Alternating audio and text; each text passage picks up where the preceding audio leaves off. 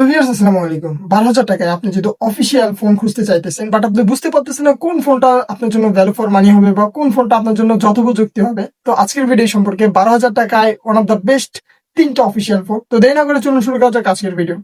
তাহলে প্রথমে আমরা যে ফোনটা রাখছি সেটা হচ্ছে টেকনো স্পার্ক 40C, যেখানে আপনারা রেয়ারের দুইটা ক্যামেরা দেখতে পেলেও মেইন ক্যামেরা হচ্ছে 13 মেগাপিক্সেল আর একটা হচ্ছে আইআর ব্লাস্টার।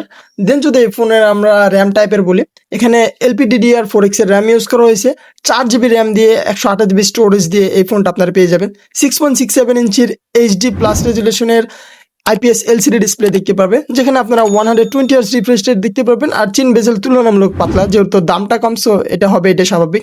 প্রসেসর হিসেবে দেওয়া আছে মিডিয়াটেক হিলিও Z81 এর মতো প্রসেসর। 6000 mAh ব্যাটারি পাবেন, সাথে পাবেন 18 ওয়াটের চার্জার। ওভারঅল বলতে গেলে এখানে স্টেরিও স্পিকার দেওয়া আছে। মোটামুটি লেভেলের 12,000 ভিতরে যা যা থাকা প্রয়োজন এই ফোনটা আপনারা তাই অ্যাভেলেবল পেয়ে যাবেন। ওভারঅল বলতে গেলে বাজেটের সাথে এর যে জিনিসগুলো প্রোভাইড করতেছে টোটালি একটা প্রশংসা করার মতো বিষয়। আর সেলফি ক্যামেরা হিসেবে দেওয়া আছে 8 মেগাপিক্সেল সেলফি ক্যামেরা। 2 নাম্বার আমরা যে ফোনটা রাখছি সেটা হচ্ছে ইনফিনিক্স হট 60i, যেটা 13,000 টাকা বাজেটে আপনারা বাংলাদেশে অফিসিয়াল এই ফোনটা পেয়ে যাবেন। 6.7 ইঞ্চের ফুল HD প্লাস রেজুলেশনের IPS LCD ডিসপ্লে ইউজ করা হয়েছে, যেখানে আপনারা 120 Hz রিফ্রেশ রেট দেখতে পারবেন, 700 নিট পিক ব্রাইটনেস দেখতে পারবেন, আর সাইড মাউন্টেড ফিঙ্গারপ্রিন্ট দেখতে পারবেন। ওভারঅল রেয়ারে ট্রিপল ক্যামেরা সেটআপ দেখা গেল। মেইন ক্যামেরা 50 মেগাপিক্সেল আর একটা আয়ার ব্লাস্টার। আর সেলফি ক্যামেরা হিসেবে দেওয়া আছে 8 মেগাপিক্সেল সেলফি ক্যামেরা। আর ব্যাটারি হিসেবে দেওয়া আছে 5160 mAh এর ম্যাসিভ একটা ব্যাটারি। 8 ওয়াটের চার্জার আপনি ইনবক্সে পেয়ে যাবেন। আর বাই প্রসেসর হিসাবে দেওয়া আছে মিডিয়াটেক হিলিও Z81 এর মতো প্রসেসর। মানে 2D গেমগুলো আপনারা ইজিলি খেলতে পারলেও যারা ফ্রি ফায়ার বা পাবজি খেলবেন তাদের খেলতে একটু তুলনামূলক কষ্ট হবে, কারণ এগুলো গেমিং টাইপের প্রসেসর না। ওভারঅল বলতে গেলে এখানে IP54 এর রেটিং দেওয়া আছে। স্টেরিও স্পিকার পাবেন না, 3.5 mm জ্যাক পাবেন।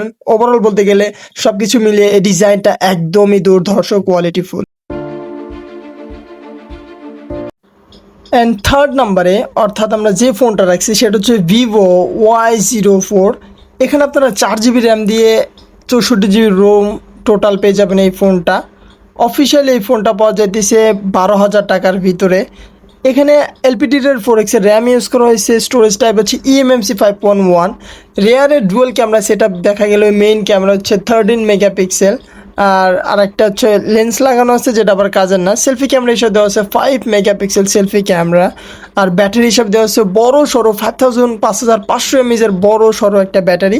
আর 15 ওয়াটের চার্জার সাপোর্ট পেয়ে যাবেন ইনবক্সেই। আর যদি আমরা এই ফোনের ডিসপ্লের কথা বলি, 6.74 ইঞ্চির HD প্লাস রেজুলেশনের IPS LCD ডিসপ্লে ইউজ করছে, যেখানে আপনারা 90 Hz রিফ্রেশ রেট দেখতে পারবেন।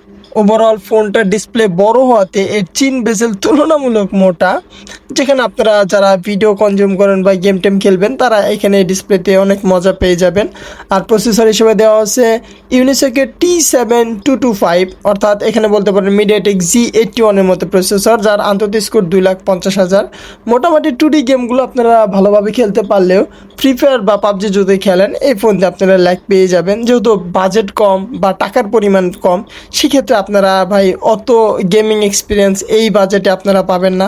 আর যদি এরকম আশা করে থাকেন, বোকামি ছাড়া আর কিছুই হবে না। এখন আপনি বলতে পারেন ভাই আপনি এই তিনটার ভিতরে কোন ফোনটা বেশি সাজেস্ট করেন। আমি নিঃসন্দেহে বলতে পারি আপনারা মেবি ওই ইনফিনিক্সের ফোনটা নিতে পারেন। ওভারঅল সব দিক থেকে ওই ফোনটা একদম ভ্যালু ফর মানি। যদি আপনার কাছে 1-2 হাজার টাকা বাড়ানোর সক্ষম থাকে তাহলে আপনি এই ফোনটা নিতে পারেন।